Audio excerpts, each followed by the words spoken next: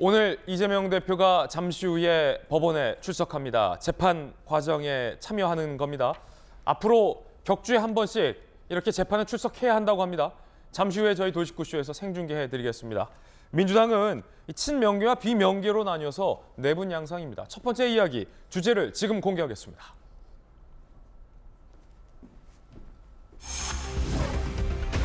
민주당 내분 결국 공천 갈등으로.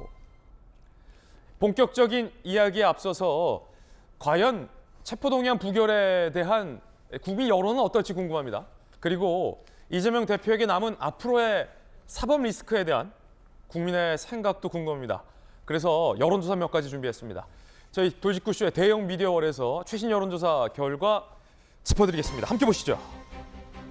이재명 대표의 체포동의안은 부결됐습니다. 가결이 더 많았는데도 부결됐습니다. 150표가 안 됐기 때문이죠. 그 과정에서 아시다시피 민주당 내부의 집단 반란 투표까지 나왔습니다. 그 체포동의안 부결에 대해서 49.7%는 잘못한 결정이다라고 답을 했습니다. 그리고 42.8%는 잘한 결정이라고 응답을 했습니다. 7.5%는 잘 모른다고 답했습니다. 과반에 가까운 49.7%가 잘못한 결정이다라고 응답을 한 겁니다. 자, 그리고 제 옆에는 또 다른 질문이 있습니다. 이재명 대표의 사법 리스크 여부에 대해서 묻는 질문입니다. 같은 여론조사인데요. 이 대표가 사법 리스크가 있다라고 대답한 응답이 59.3%, 60%에 가까운 사람들이 이재명 대표는 사법 리스크가 있다라고 봤어요. 반면 34.3%는 이 대표 사법 리스크가 없다라고 응답을 했습니다. 여러분께서는 이 여론조사 결과 어떻게 보십니까? 여야 두 분의 의견 먼저 들어보죠. 김병민 최고위원 후보. 예. 일단 체포동의안 부결된 거에 대해서 잘못한 결정이다가 더 많군요. 예. 그리고 이거보다 더 많은 국민은 사법 리스크가 아직도 남아있다. 라고 답했습니다. 어떻게 보십니까? 일단 사법 리스크가 있다는 여부가 한 60%에 달하는 수치가 나오게 됐는데 저 내용을 조금 더 깊게 들어가 보면 민주당의 전통적 지지층이라고 할 수 있는 호남 지역에서조차 사법 리스크 있다 없다가 오차 범위 내에 들어가 있다고 합니다. 그렇군요. 그러니까 민주당 내에 있는 여론 속에서도 이재명 대표 체제로 과연 끝까지 끌고 갈 수 있겠는가에 대한 사법 리스크에 대한 걱정이 훨씬 더 많은 상황으로 볼 수 있다라는 것에 대해서는 분명하게 드러난 것 같고요. 체포동의안에 대한 얘기는 이제 지금부터 여론전이 본격적으로 시작된 거죠. 민주당이 줄기차게 주장하고 있는 건 검찰의 무리한 수사기 때문에 여기에 대한 체포동의안 부결시킬 수밖에 없다는 것이 이재명 대표를 비롯한 민주당의 주장이었지만 많은 국민들은 오히려 국회에서 내려놔야 될 불체포 특권을 이재명 대표를 방탄으로 둘러싸기 위해 한 것 아니냐라고 하는 여론들이 더 커지는 것 같습니다. 더군다나 민주당에 있는 상당수 의원들도 이재명 대표의 체포동의안 결국은 체포동의안에 대해서 찬성하는 입장을 보였던 사람들도 나타나고 있기 때문에 이러한 모습들에 대해서 일반적인 여론들이 이재명 대표에게 매우 불리하게 나타나는 건 이제 시작일 뿐이다라고 생각합니다. 예, 민주당 내부에서 친명계와 비명계가 나뉘어서 부결된 거를 두고 네가 잘했니 내가 잘했니 굉장히 내분 양상까지 보이고 있다는 기사가 많은데 전은기 의원님 이 여론조사 결과 어떻게 보십니까? 그러니까 뭐 비명계가 잘했다 이런 판단은 못 들 것 같습니다. 왜냐하면 지금 잘못한 결정이다는 49%가 나왔는데 사법 리스크 여부에 대해서는 없다가 34% 정도 나왔거든요. 이거는 결국에는 여론조사 응답률에 민주당을 지지하는 사람들이 얼마나 응답을 했느냐 이 싸움인 것 같은데 일단 우선 사법 리스크 여부에 대해서 있다 없다 이런 판단을 하기 이전에 굳이 사법 리스크를 없다라고 판단할 필요는 없다라고 저는 생각을 합니다. 그 이유가 뭐냐면 어떠한 방식으로든 지금 윤석열 정부는 이재명 대표를 기소하고 실제로는 구속을 하기 위한 노력들을 굉장히 많이 하고 있지 않습니까? 그렇기 때문에 영장 청구도 했던 것이고 뭐 저희는 인선 구속의 사유가 전혀 없다라고 이야기를 하고 있지만 어떻게든 구속을 하려고 하는 모습들을 많이 보이고 있기 때문에 뭐 사법 리스크가 있다 없다 이것은 우리가 굳이 뭐 반대표해서 뭐 없다라고 할 필요는 없는 것 같은데 중요한 거는 여기서 잘 못한 결정이다라고 한 게 49%인데 잘한 결정이다 하는 것이 42%로 사법 리스크가 없다라고 한 39%보다 약 한 4, 5% 아니죠. 6, 7%는 넘게 나왔다는 것이 저는 좀 재밌게 볼 지점이라고 체포동의안 생각하는데 부결 잘했다. 그렇죠. 그러니까 비명계가 이렇게 원래는 총의를 모았다고 이제 부결표를 던질 거라고 했는데 그것을 뒤집어 엎어서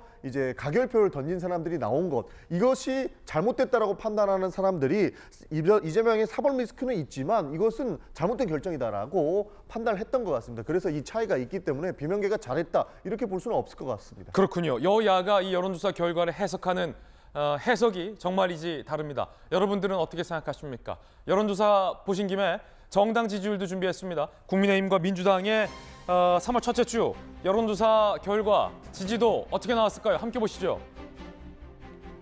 국민의힘은 39%의 지지율을, 민주당은 27%의 지지율을 기록했습니다. 그리고 정의당은 3%의 지지율이 나왔습니다.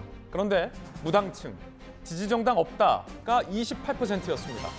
더불어민주당의 지지율이 27%였으니까 지지정당 없다라고 밝혔던 28%와 비슷한 수치가 나온 것도 흥미롭습니다. 국민의힘과 민주당의 지지율 격차는 12%포인트 차이가 납니다.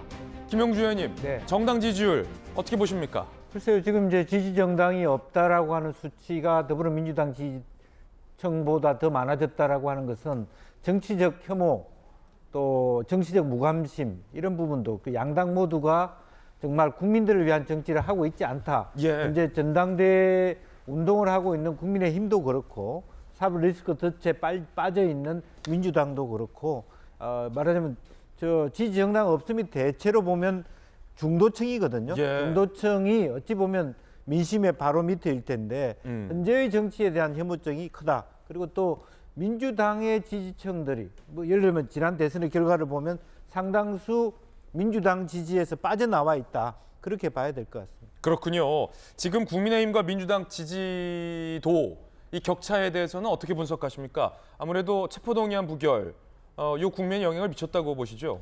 그렇습니다. 아무래도 체포동의안에 대한 그런 그 문제 그리고 또 실제로 뭐 개딸들의 모습들이나 또 그것을 대하는 친명 비명계의 어떤 논란 이런 것들이 상당히 어떤 부정적 여론이 미칠 것이고 또 언론 환경에 있어서도 어쨌든 상대 국민의힘 쪽은 여론조사 아니 그 기본적으로는 여론조사를 위한 것이긴 합니다만 일일이 이 전당대회를 향해 가는 이벤트라든지 말하자면 논의 속에 있는 반면에 앞으로 계속 이재명 대표의 부분은 당혹스러워하고 기자들 답변에 모르쇠러하고 재판에 출석하고 이런 서로 상비되는 어떤 언론 환경 속에 화면들이 잡힐 것이기 때문에 상당히 이런 추세들이 더 악화됐을 경우에 다시 한번 당내에서의 어떤 균열이 더 심화될 수 있는 계기가 될 수도 있겠다는 생각이 듭니다.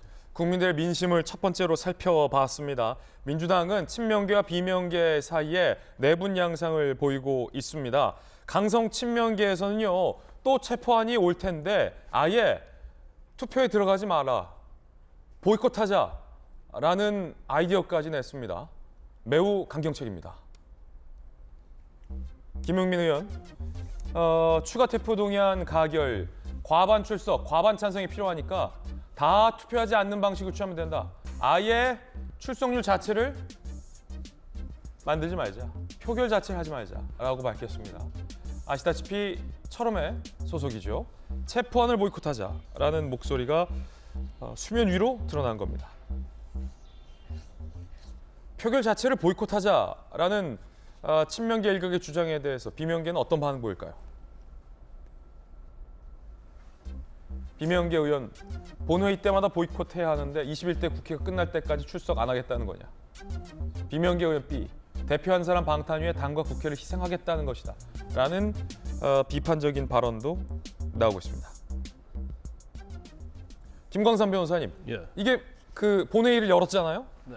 근데 체포동의안 표결 안건이 올라와 있으니까 우르르 퇴장을 해서 표결 자체를 부결시키자. 이게 뭐 법적으로는 괜찮은 겁니까?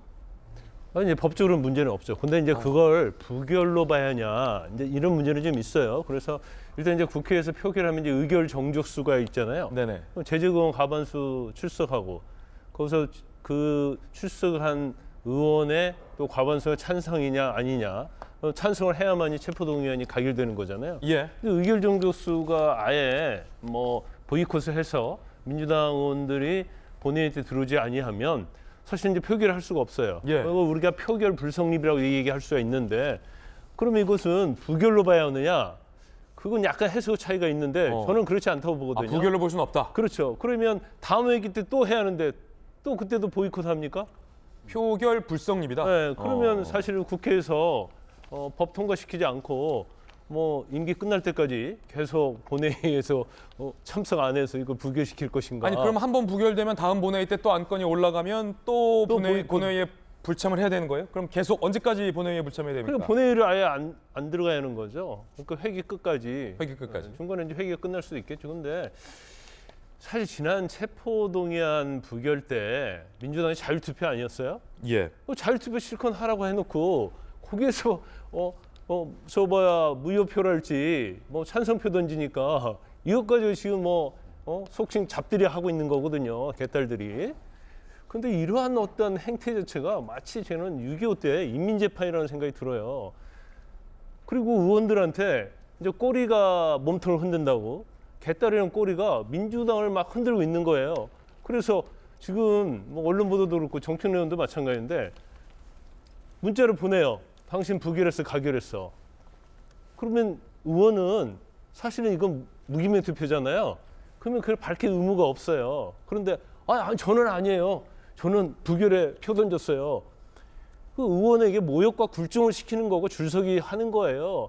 그래서 제가 볼 때는 물어보는 당원도 그렇고 거기에 대답하는 국회의원도 그렇고 이건 정말 좀 한탄스러운 민주주의에 어떤 반하는 그런 행태다. 그런 생각이 듭니다. 예.